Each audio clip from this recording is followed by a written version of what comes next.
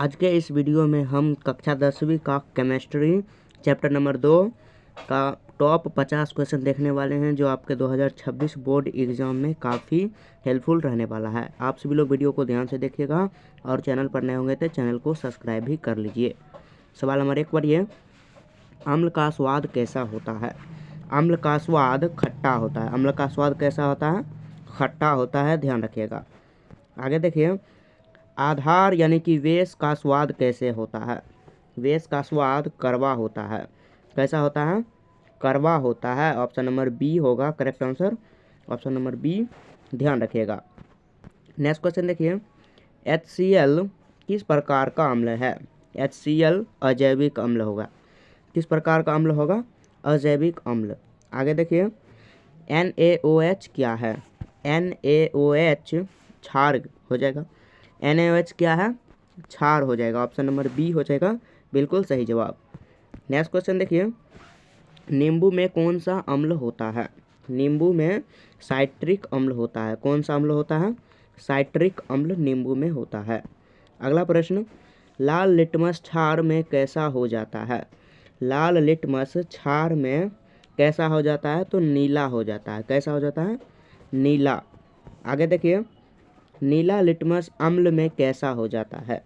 नीला litmus अम्ल में लाल colour का हो जाता है। ऑप्शन नंबर बी हो जाएगा बिल्कुल सही जवाब। नेक्स्ट क्वेश्चन देखिए, बेकिंग सोडा का रासायनिक सूत्र क्या है? बेकिंग सोडा का रासायनिक सूत्र NaCO3। बेकिंग सोडा का रासायनिक सूत्र NaHCO3। ऑप्शन नंबर बी हो जाएगा बिल्कुल सही जवाब। आगे देखिए, एंटीएसिडिक किसके प्रयोग के लिए जाने जाते हैं? एंटीसिट्रिक किसके प्रयोग के लिए जाने जाते हैं? तो एसिडिटी प्रयोग के लिए एंटीसिट्रिक जाने जाते हैं। एसिडिटी प्रयोग। अगला प्रश्न, अम्ल प्लस क्षार क्या बनता है? अम्ल और क्षार किससे बनता है? तो नमक और पानी से अम्ल क्षार बनता है।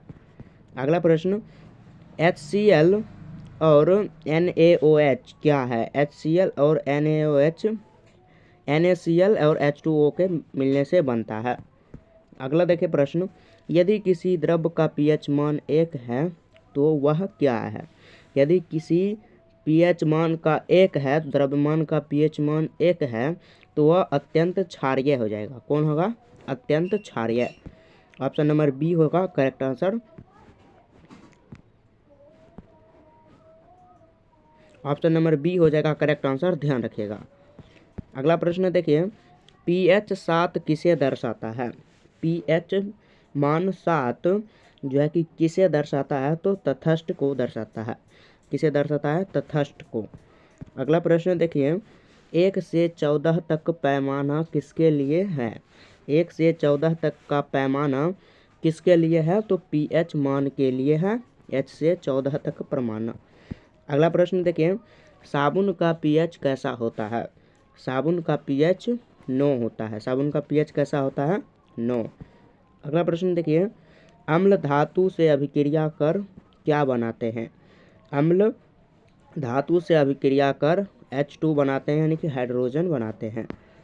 अगला प्रश्न देखिए, H2SO4 किस प्रकार का अम्ल है? H2SO4 किस प्रकार का अम्ल है? तो अजैविक अम्ल हो जाएगा। ऑप्शन नंबर सी हो जाएगा सही जवाब। अगला प्रश्न देखिए, दही में कौन सा अम्ल होता है? दही में लैक्टिक अम्ल होता है। कौन सा अम्ल होता है? लैक्टिक अम्ल होता है। अगला प्रश्न, लाल पत्ता गोभी सूचक किसका उदाहरण है? यानी कि इंडिकेटर किसका उदाहरण है? तो इंडिकेटर हो जाएगा प्रकृति का उदाहरण। प्रकृति का उदाहरण। ऑप्शन नंबर ए हो जाएगा बिल्कुल सही जवाब।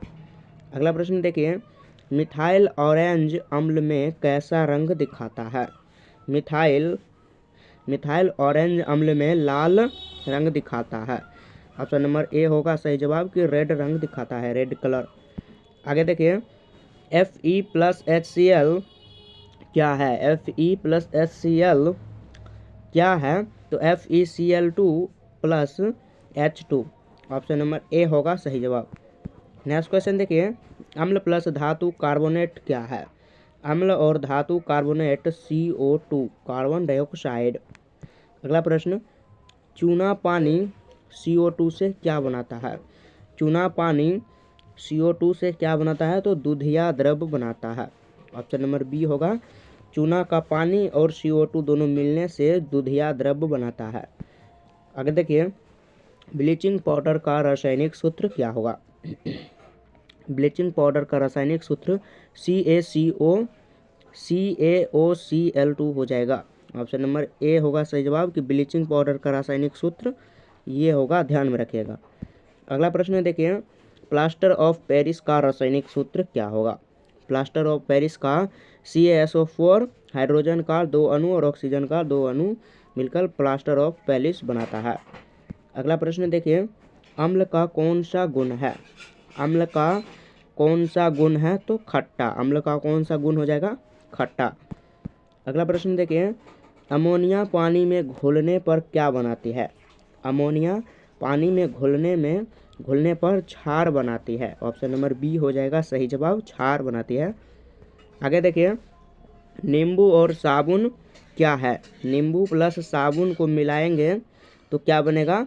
तो न्यूट्रलाइजेशन बनेगा, न्यूट्रलाइजेशन। ऑप्शन नंबर ए हो जाएगा सही जवाब। अगला प्रश्न देखिए, pH कम होने पर अम्लीयता, pH कम होने पर अम्लीयता बढ़ती है। क्या होती है? बढ़ती है। अगला प्रश्न देखिए, पेट का अम्ल कैसा है? पेट का अम्ल HCl कैसा है? HCl। ऑप्शन नंबर बी हो जाएगा सही आंसर। आगे देखिए, पानी का pH क्या होता है? पानी का pH मान 7 होता है। क्या होता है? 7। अगला प्रश्न देखिए, अम्लीय वर्षा का pH मान क्या है? 7 से कम हो जाएगा। क्या होगा? 7 से कम। आगे देखिए, एसिटिक अम्ल कहाँ पाया जाता है? एसिटिक अम्ल सिरका में पाया जाता है। कहाँ पाया जाता है? सिरका में एसिटिक अम्ल पाया जाता है। आगे देखिए, H2SO4 और जिंक को मिलने से क्या बनता है? तो जेड जिंक और H2SO4 और हाइड्रोजन ये दोनों बनता है H2SO4 के मिलने से। आगे देखिए, बेकिंग पाउडर और बेकिंग सोडा क्या है? बेकिंग पाउडर और बेकिंग सोडा अम्लीय लवण है। क्या है? अम्लीय लवण। नेक्स्ट क्वेश्चन देखिए, दूध का pH मान कैसा होता है? दूध का pH मान कितना होता है? तो 6.5 होता है दूध का pH मान। अगला प्रश्न, नमक बनाने में कौन सी अभिक्रिया उपयोग होती है? न्यूट्रलाइजेशन। न्यूट्रलाइजेशन होती है नमक बनाने में, प्रक्रिया यूज होती है। नेक्स्ट क्वेश्चन देखिएगा, HCl और CaCO3 क्या है? HCl प्लस CaCO3 क्या है? तो CaCl2 प्लस CO2 और हाइड्रोजन ऑक्सीजन का 2 अणु। अगला देखिए प्रश्न, टूथपेस्ट का pH मान कितना होगा? टूथपेस्ट का pH मान 8 होगा। कितना होगा? 8। अगला प्रश्न देखिए, ये लास्ट प्रश्न है, अम्ल कौन सा आयन देता है? अम्ल कौन सा आयन देता है? तो हाइड्रोजन प्लस आयन देता है। ऑप्शन नंबर बी होगा करेक्ट आंसर। आज के लिए इतना ही, मिलते हैं चैप्टर नंबर 3 में केमिस्ट्री का। तब तक के लिए जय हिंद, जय भारत।